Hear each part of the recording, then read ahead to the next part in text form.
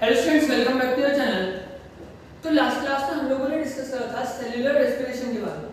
मैंने आप लोगों को बताया था किस तरीके से ग्लूकोज का ब्रेकडाउन होता है एरोबिकली, एनारोबिकली, और किस तरीके से जब बॉडी के अंदर लैक ऑफ ऑक्सीजन होता है तो लैक्टिक एसिड की फॉर्मेशन होती है, और जब लैक्टिक एसिड की फॉर्मेशन होती है तो उस दौरान क्या होता है, मसल क्रैम्प होता है, आपके जॉइंट्स में पेन होना स्टार्ट होता है। ठीक है, ये हम लोगों ने लास्ट क्लास में डिस्कस करा था, और मैंने आप लोगों को बताया था आज की क्लास में हम लोग क्या पढ़ेंगे, ट्रांसपोर्टेशन पढ़ेंगे।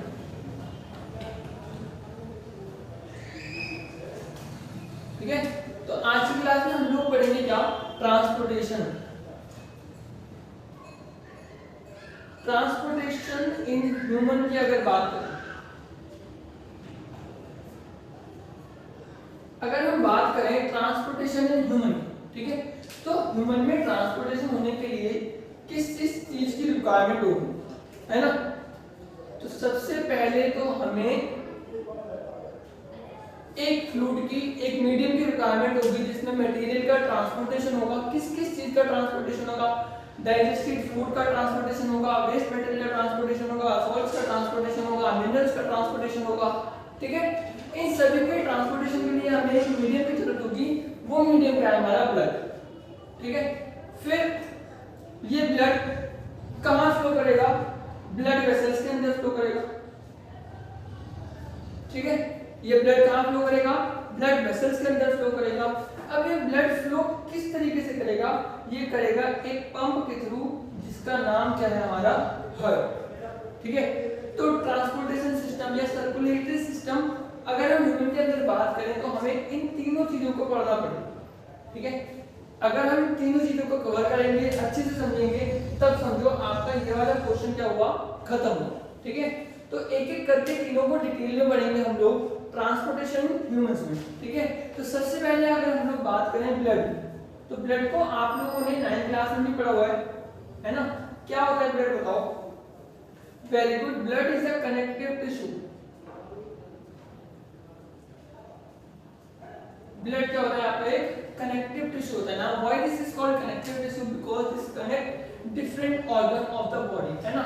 Different organ of the body को कनेक्ट करेगा, उनके मटेरियल को एक जगह से दूसरी जगह पर लेकर जाएगा। ठीक है, उनके प्रोडक्ट को एक जगह से दूसरी जगह पर लेके जाने का काम करेगा। अगर हम बात करें ब्लड की, ठीक है, तो ये जो ब्लड होता है इसके अंदर क्या प्रेजेंट होता है, प्लाज्मा। ठीक है, और ब्लड सेल्स, है ना। तो blood is compose of blood plasma and blood cells. Out of these 55% is blood plasma and 45% are blood cells। ठीक है, देखो जो भी ब्लड होता है उसमें 55% क्या होता है, प्लाज्मा होता है, और बचा 45% क्या होती है, ब्लड सेल्स होती है। अगर हम प्लाज्मा की बात करें तो इसमें 90% वाटर होता है। प्लाज्मा में क्या होता है, 90% वाटर होता है, और बचा 10% minerals and proteins. Minerals and proteins, ठीक है, तो मिनरल्स और प्रोटीन्स होते हैं 10%, 90% क्या होता है, वाटर होता है। और ये जो प्लाज्मा होता है ये क्या प्रोवाइड करता है, मीडियम प्रोवाइड करता है ताकि ब्लड सेल्स, ठीक है, इसके अंदर फ्लोट कर सके। फिर से समझो, blood is a connective tissue which is composed of plasma and blood cells. Plasma is composed of 90% water and 10% minerals and proteins. This plasma helps in transportation of these blood cells. ये इनके medium की तरह काम करता है जिसके अंदर में ये फ्लोट करते हैं। ठीक है, अब देखो ब्लड सेल्स कितने टाइप की होती हैं, 3 टाइप की, आरबीसी, डब्ल्यूबीसी एंड प्लेटलेट्स। ठीक है, तो आरबीसी होती है, डब्ल्यूबीसी होती है और प्लेटलेट्स होती है। ठीक है, अब ये आरबीसी क्या होती है, red blood cell, WBC white blood cell, और प्लेटलेट्स। देखो ये जो रेड ब्लड सेल होती है, रेड क्यों होती है, because of the presence of haemoglobin, है ना। जो रेड ब्लड सेल होती है वो रेड इसलिए होती है क्योंकि इनके अंदर एक पिगमेंट होता है, एक प्रोटीन होता है, जो क्या होता है, हीमोग्लोबिन होता है। And this haemoglobin helps in transportation of oxygen. ठीक है, और ये हीमोग्लोबिन क्या करेगा, ऑक्सीजन के ट्रांसपोर्टेशन में हेल्पफुल होगा। मैंने आप लोगों को लास्ट क्लास में बताया था जब हम लोग एरोबिक रेस्पिरेशन कर रहे थे तो माइटोकॉन्ड्रिया के अंदर ग्लूकोज ऑक्सीजन के साथ कंबाइन करेगा और किसकी फॉर्मेशन होगी, कार्बन डाइऑक्साइड, वाटर की और एनर्जी की, ठीक है।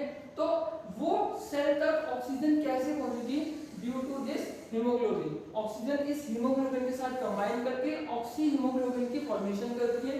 ये ऑक्सी हीमोग्लोबिन क्या करता है, सेल्स तक जाकर, ठीक है, वहां पर ऑक्सीजन को रिमूव करके कार्बन डाइऑक्साइड अटैच करेगा अपने साथ, फिर कार्बन डाइऑक्साइड को वापस से लंग्स तक लेके आएगा जिसको कि बाहर छोड़ दिया जाएगा, ठीक है। अभी ट्रांसपोर्टेशन में पढ़ेंगे पूरा इसको, ठीक है। क्या होगा, हीमोग्लोबिन ऑक्सीजन के ट्रांसपोर्टेशन में हेल्प करता है। रेड ब्लड सेल रेड इसलिए होती है क्योंकि उसमें प्रेजेंट होती है हीमोग्लोबिन की।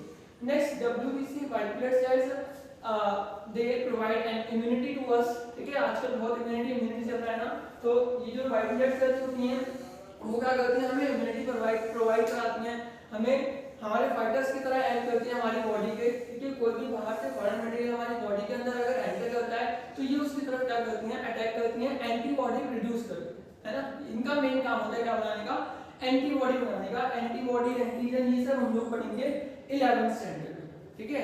अभी बस आप बेसिक टर्म्स को समझो। WBC helps in the protection of our body from infection, ठीक है। Next platelets helps in blood clotting, ठीक है। तो प्लेटलेट्स क्या करती हैं, ब्लड क्लॉटिंग में हेल्पफुल होती हैं, जो ब्लड को क्लॉट करने में मदद करती हैं। देखोगे आप लोग कभी जब इंजर्ड हो जाओगे, है ना, तो उसके बाद जहां भी इंजरी वाली पोजीशन होती है, प्लेस होता है, वहां पर ब्लैक स्पॉट हो जाता है ना। तो वो ब्लैक स्पॉट क्या होता है, आपका क्लोटेड ब्लड होता है, क्लोटेड ब्लड होता है।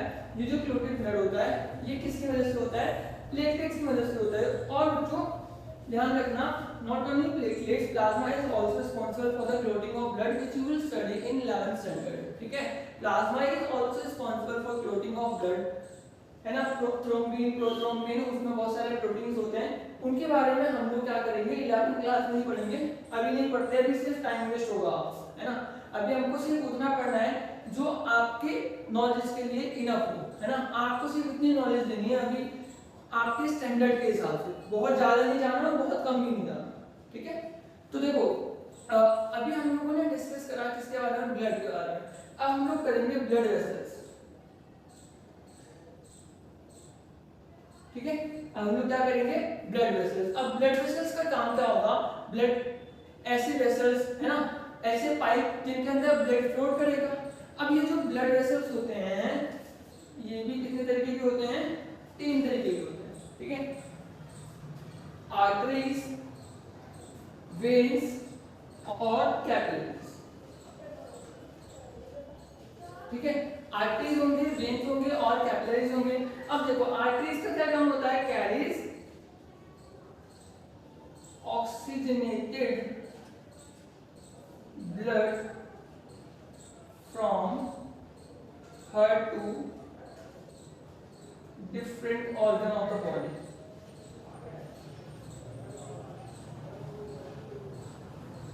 ठीक है। आर्टरीज क्या करेंगी, ऑक्सीजनेटेड ब्लड को हार्ट से different organ of the body तक ट्रांसपोर्ट करने में हेल्प होंगी। नाउ वेन्स कैरीज और ब्रिंग्स deoxygenated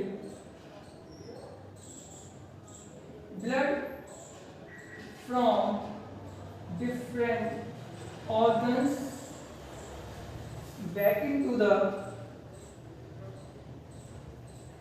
heart, ठीक है। और वेन्स क्या करेंगी, डिफरेंट ऑर्गन से डीऑक्सीजनेटेड ब्लड को हार्ट के अंदर वापस लाने का काम करेंगे। अच्छा देखो इसके अंदर एक्सेप्शन है पल्मोनरी आर्टरी, ठीक है। पल्मोनरी आर्टरी जो होती हैं वो डीऑक्सीजनेटेड ब्लड को लेके जाती हैं हार्ट से लंग्स तक। फिर से समझो, जनरली आर्टरीज का क्या काम होता है, ऑक्सीजनेटेड ब्लड को कैरी करना हार्ट से different organ of the body तक, लेकिन पल्मोनरी आर्टरी का क्या काम होता है, डीऑक्सीजनेटेड ब्लड को ये कैरी करती हैं आपके हार्ट से लंग्स तक, ठीक है। फिर देखो इसी तरीके से पल्मोनरी वेन्स, ठीक है। पल्मोनरी वेन्स क्या करेंगी, ऑक्सीजनेटेड ब्लड को आपकी लंग्स से हार्ट तक ट्रांसपोर्ट करने का काम करेंगे, ठीक है।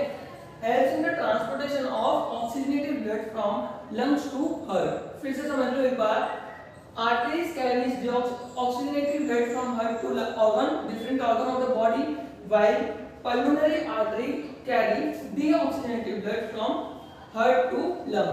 arteries क्या करेंगी, ऑक्सीजनेटेड ब्लड को हार्ट से different organ of the body में ट्रांसपोर्ट करने का काम करेंगी, और पल्मोनरी आर्टरी क्या करेगी, डीऑक्सीजनेटेड ब्लड को हार्ट से लंग्स तक पहुंचाने का काम करेगी। उसके अपोजिट जो वेन्स होती हैं वो डीऑक्सीजनेटेड ब्लड को different organ of the body से हार्ट तक लेकर आने का काम करते हैं, और जो पल्मोनरी वेन्स होती हैं वो ऑक्सीजनेटेड ब्लड को लंग्स से हार्ट तक लेकर आने का काम करते हैं। नाउ व्हाट आर कैपिलरीज, देखो arteries and veins combine together to form capillaries.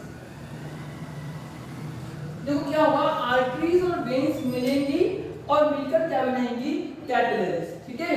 और यही कैपिलरीज जो होती हैं वो exchange of gases between the cell में एक्सचेंज ऑफ गैसेस के लिए रिस्पॉन्सिबल कौन होती हैं, कैपिलरीज। मतलब सेल से कार्बन डाइऑक्साइड को लेकर आना और ऑक्सीजन को ट्रांसपोर्ट करना, मतलब सेल के अंदर ट्रांसपोर्टेशन, एक्चुअल जो ट्रांसपोर्टेशन होगा गैसेस का, that is oxygen and carbon dioxide का जो ट्रांसपोर्टेशन होगा वो किसके थ्रू होगा, कैपिलरीज के थ्रू होगा। देखो क्या होगा, वेन्स, सॉरी आर्टरीज, देखो ये आर्टरी है, ठीक है।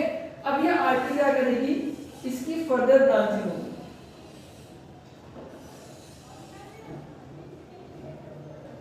ठीक है, ये ब्रांचिंग है ना। अब ये ब्रांचिंग वापस मिलेगी,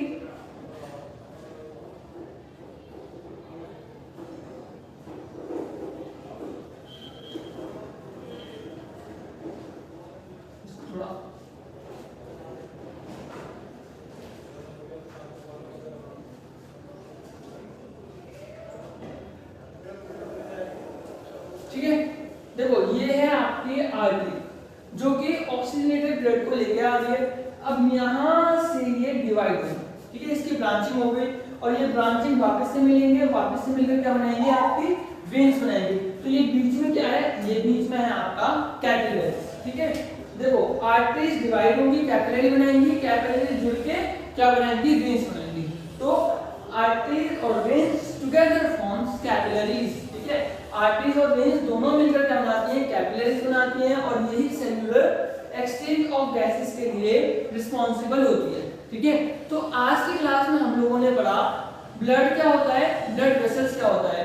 अब नेक्स्ट क्लास बहुत ज्यादा इंपॉर्टेंट होगी बच्चों, जिसमें हम लोग हमारी पंप हार्ट के बारे में डिस्कस करेंगे। बहुत इंपॉर्टेंट क्लास है, बहुत इंपॉर्टेंट लेक्चर होगा, आप लोग मिस मत करना बिल्कुल भी इसको, ठीक है।